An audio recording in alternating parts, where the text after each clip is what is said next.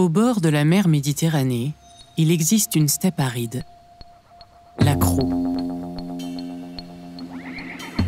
Depuis des millénaires, le même Mistral impétueux, le même ciel bleu, le même soleil accablant.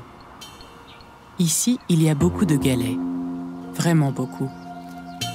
Mais pas seulement.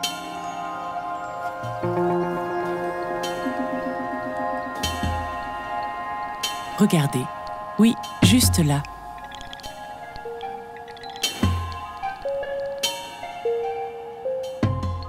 À l'origine, il y a un œuf. Il va passer 10 mois dans le sol de la steppe, bien serré contre les autres œufs de la ponte. L'œuf, de la taille d'un grain de riz, donne naissance à un criquet miniature, le juvénile. Il va muer 5 fois avant de devenir un adulte accompli. Le criquet adulte vit environ 1 mois, s'il n'est pas dévoré avant, bien sûr. Comme tous les insectes, le criquet de Crau a 6 pattes. Et comme tous les orthoptères, ses ailes sont alignées dans le prolongement de son corps. Regardez ces magnifiques pattes arrière, longues et fuselées. Ne sont-elles pas faites pour sauter des montagnes et striduler jusqu'à la nuit? Enfin, ça, c'est ce que font d'habitude les criquets. Mais pas le criquet de Crau. Lui, c'est un original. Pour commencer, ce criquet ne vit qu'ici, dans la steppe de la Crau, et nulle part ailleurs dans le monde. Il a beau être l'un des plus grands criquets d'Europe, il sait se faire oublier. Cet animal stridule rarement, résiste sans broncher à des températures caniculaires et saute, comment dire, assez maladroitement. La faute à ses ailes atrophiées et à son poids hors norme. Vous pensez que cela le rend vulnérable? Eh bien, vous avez raison.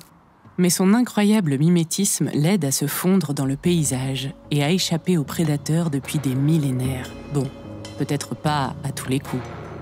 Mais que peux-tu faire, criquet, quand c'est ton habitat que l'on détruit, morceau après morceau? Qui pense à toi, si discret et si vulnérable? La fragmentation de ton milieu naturel te menace aujourd'hui d'extinction, comme tant d'autres espèces en Crau et ailleurs. Alors, que peut-on faire pour te sauver? D'abord, protéger ton écosystème, et puis tenter de mieux te connaître pour mieux te protéger. Regarde, ici, là, partout le vivant est menacé par la destruction des espaces naturels. Et notre planète n'est pas inépuisable. Toi le criquet, moi l'humain. Nous appartenons tous les deux au même monde. Si nous parvenons à te protéger, c'est nous tous que nous protégerons.